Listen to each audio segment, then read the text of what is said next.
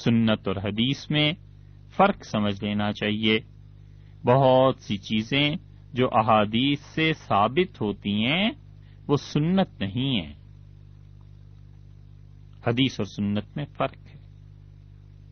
حدیث وہ تو رسول اللہ صلی اللہ علیہ وسلم کے ہر قول فعل اور عمل کو کہیں گے، اور حضرت صلی اللہ علیہ وسلم کے سامنے کوئی کام کیا گیا اور آپ نے اس پہ خاموشی کا اظہار فرمایا، اسے منع نہیں کیا، یہ بھی حدیث میں آیا ہے،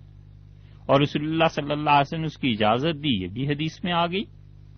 اور حضرت صلی اللہ علیہ وسلم نے اسے منع فرما دیا، یہ سب چیزیں حدیث کہلاتی ہیں، سنت نہیں۔ سنت وہ حدیث کہلاتی ہے کہ رسول اللہ صلی اللہ علیہ وسلم کی احادیث پر نظر کر کے چھان پھٹک کے جب یہ فیصلہ ہو گیا کہ رسول اللہ صلی اللہ علیہ وسلم نے اس چیز سے منع فرما دیا تھا یا نہیں منع فرمایا تھا، آخر پہ جو ساری بحث کے بعد رزلٹ نکلتا ہے اسے ہم کہتے ہیں کہ یہ سنت ہے۔ اس کی کئی ایک مثالیں ہیں۔ مثلا آپ دیکھیے، جب شراب حرام قرار دی گئی تو رسول اللہ صلی اللہ علیہ وسلم نے کئی قسم کے برتن گنوائے،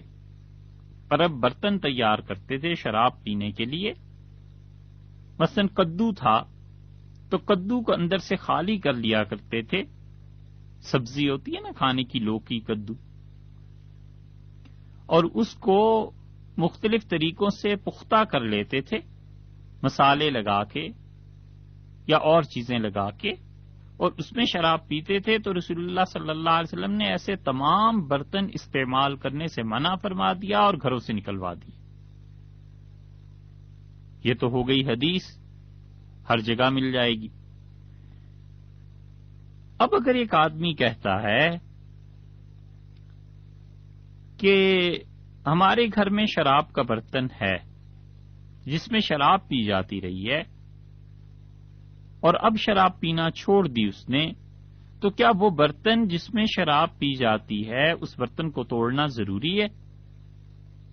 تو اگر صرف حدیث پر نظر چلی جائے تو فتویٰ یہ دے گا، جو بھی ہوگا وہ کہے گا جی ضرور توڑیں، کیونکہ رسول اللہ صلی اللہ علیہ وسلم نے تو منع کر دیا تھا، نکالنے کا حکم دے دیا تھا برتنوں کے۔ مگر جس انسان میں سمجھ ہے اور فتوے کا اہل ہے اور فقیہ ہے، وہ کہے گا کوئی حرج نہیں ہے، اس برتن کو آپ استعمال کر سکتے ہیں،